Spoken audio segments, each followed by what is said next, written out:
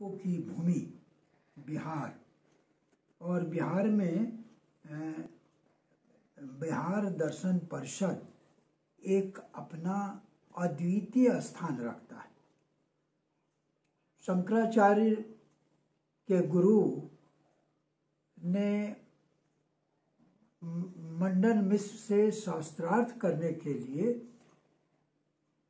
बिहार के एक गांव जहाँ महर्षि, जहाँ की मंडन मिश्र रहते थे, वहाँ पर उन्हें भेजा। और शंकराचार्य उस गांव के पास पहुँचे तो उन्होंने पनघट पर पानी भरने वाली औरतों से पूछा कि मंडन मिश्र का घर कहाँ है। तो पानी भरने वाली औरतों ने बताया कि जिस दरवाजे पर सुग्गा तोता संस्कृत बोलता है उसी दरवाजे पर आप खड़े हो जाइएगा, मंडन मिश्र का वही घर। और मंडन मिश्र की कीर्ति, मंडन मिश्र का ज्ञान पूरे शास्त्रीय दार्शनिकों के बीच में प्रसिद्ध रहा है। शंकराचार्य जब महर्षि आए तो मंडन मिश्र से शास्त्रार्थ में उन्होंने परास्त कर दिया उन्हें, लेकिन उनकी पत्नी भारती ने ये कहा कि आपने पूरे दार्शनिक समुदाय में पति पत्नी जब दोनों दार्शनिक हों तो आपने तो 50% ही विजय प्राप्त किया है, इसलिए आप मेरे से भी शास्त्रार्थ करें।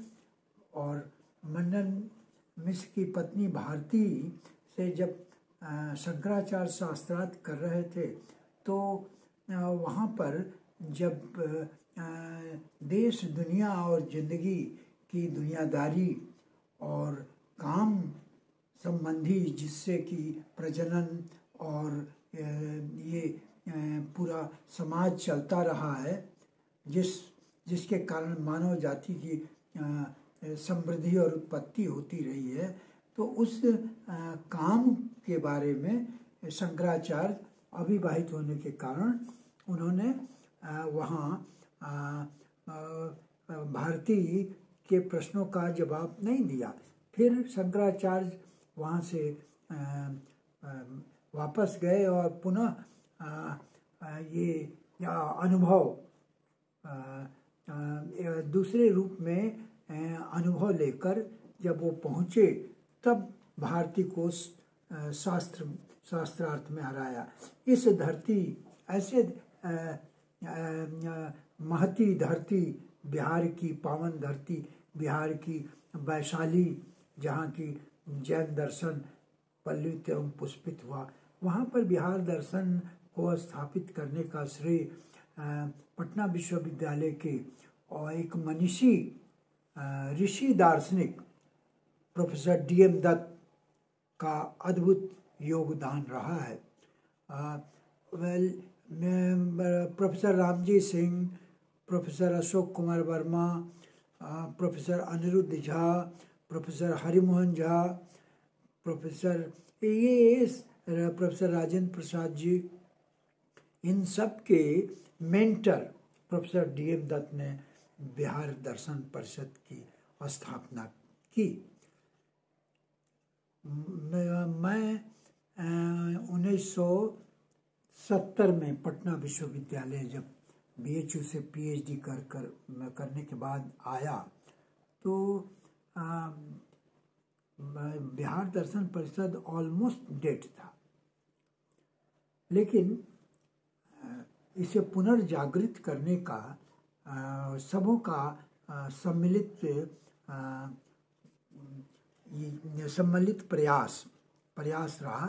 और हमारे मित्र संजीवन प्रसाद जी ने गैप के बाद वो 73, 74, 75 के आसपास में, 75 के आसपास में उन्होंने सोहसराय में बिहार दर्शन परिषद का अधिवेशन आमंत्रित किया और मैं 3 दिन तक वहाँ रहा। वहाँ मैं professor Ashok Kumar Verma BN college के विभागाध्यक्ष थे, professor Anirudh Jha, professor LPN Sinha, professor IN Sinha, इनसे ये सारे लोग सोसराय के अधिवेशन में गए। मुझे याद है कि मैं प्रोफेसर अशोक कुमार वर्मा के साथ बिहार दर्शन परिषद में गया था। और तब से समय समय पर अधिवेशन प्रारंभ हुआ। भागलपुर विश्वविद्यालय में मैं वहाँ बिहार दर्शन परिषद के क्रियाकलापों में बढ़ चढ़कर भाग हमने लिया। उसके बाद से बिहार दर्शन परिषद के अधिवेशन होते रहे हैं और मुझे सेशन के अध्यक्षता के लिए जनरल प्रेसिडेंट के रूप में आमंत्रित कार्यकारिणी ने किया। और मैं BD इवनिंग कॉलेज में जब अधिवेशन हुआ था तो उस अधिवेशन में मैं जनरल प्रेसिडेंट था और एक प्रेसिडेंशियल एड्रेस के रूप में एक नए आयाम को, दर्शन शास्त्र में एक नए आयाम को लेकर मैंने आलेख लिखा था एज ए प्रेसिडेंशियल एड्रेस। और उसका शीर्षक मुझे याद है, वो आर्टिकल छपी भी है, विकास की नैतिकता, डेवलपमेंटल एथिक्स। उस समय इसका जो एरिया था डेवलपमेंटल एथिक्स। तो फिलॉसफी में generally philosophizing is considered to be abstract one, एक अमूर्त प्रत्ययों का विश्लेषण, भाषा विश्लेषण, इन सब क्षेत्र में दार्शनिक काम करते रहे। लेकिन ये डेवलपमेंटल एथिक्स दर्शन शास्त्र के क्षेत्र में एक नए आयाम को हमने कोशिश की जोड़ने का। वो पहला आर्टिकल था जो विकास की नैतिकता पर हमने लिखा। वैसे तो मेरे बहुत सारे आर्टिकल्स बहुत विभिन्न क्षेत्र में काम मैंने किया था तो छपे थे। किताब भी concepts of reason and intuition बहुत 1980 में ही छप चुकी थी। लेकिन ये एक डेवलपमेंटल एथिक्स फिलॉसफी का एक नया क्षेत्र, अब तो इस पर बहुत सारे काम होने लगे। और वर्तमान में माननीय श्री प्रधानमंत्री नरेंद्र मोदी जी ने तो पूरे देश की दिशा इस विकास की नैतिकता के आधार पर ही इलेक्शन को जीत कर आए हैं और पूरे देश की का मार्गदर्शन विकास के आधार पर, क्योंकि अभी भारतवर्ष में कोई विविधता अवश्य है, प्लूरलिटी है, डाइवर्सिटी है, लेकिन ये आपसी सौहार्द भी है। विभिन्न धर्मों के लोग यहाँ रहते हैं, विभिन्न जाति के लोग रहते हैं, लेकिन सोशल स्ट्रक्चर भी कास्ट बेस्ड सोशल स्ट्रक्चर है, जो पुराणों में या वैदिक ऋचाओं में मंत्रों में वो कास्ट बेस्ड सोशल स्ट्रक्चर नहीं था। लेकिन बाद के ग्रंथों में ये caste structural classification of the caste वो बहुत हावी हो गया और कास्ट डिस्क्रिमिनेशन भी प्रचलित हो गया। लेकिन शंकराचार्य ने मनीषा पंचकम में ये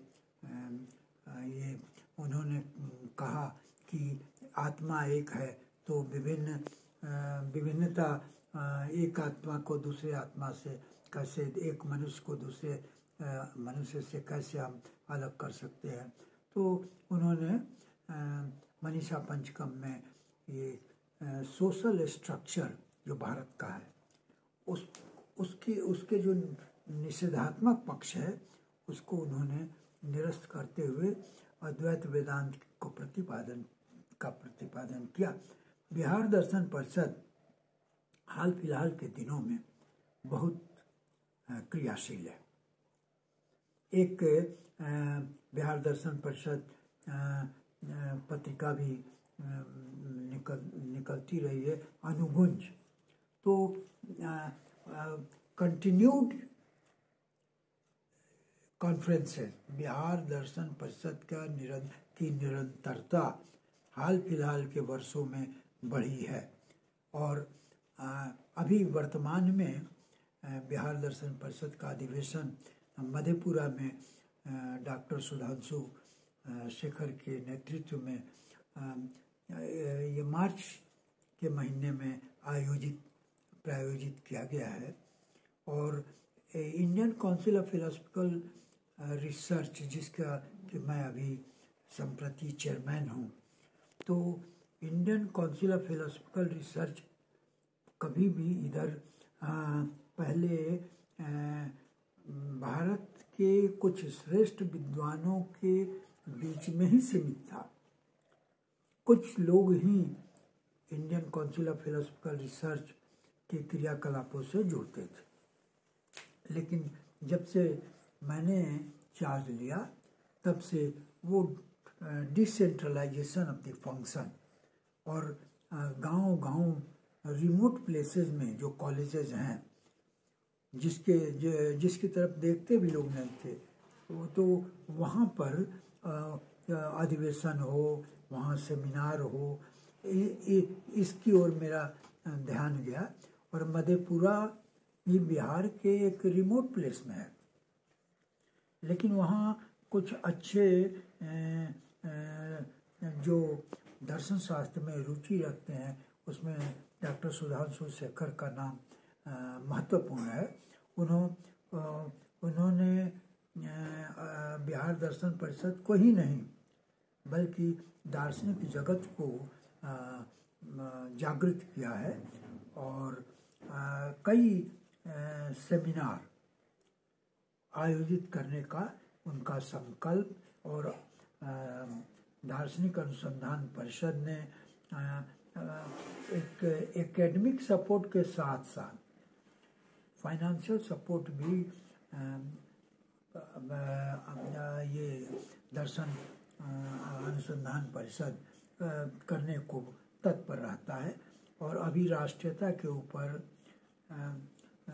एक बहुत अच्छा सेमिनार और बिहार दर्शन परिषद का अधिवेशन, ये दो दायित्व उनके ऊपर है और आशा है कि वो इसे सही ढंग से एक दार्शनिक विजन के साथ इसको संपादित करेंगे। ये मेरी हार्दिक शुभकामना है और सुधांशु जी को great blessings from my side और हमेशा भगवान को उन्नति के शिखर पर ले जाए, इसी कामना के साथ मैं बिहार दर्शन परिषद के आगे होने वाले अधिवेशन के लिए शुभकामना प्रेषित करता हूँ। Thank you. मैं थोड़ा एडिट कर जी जी जी।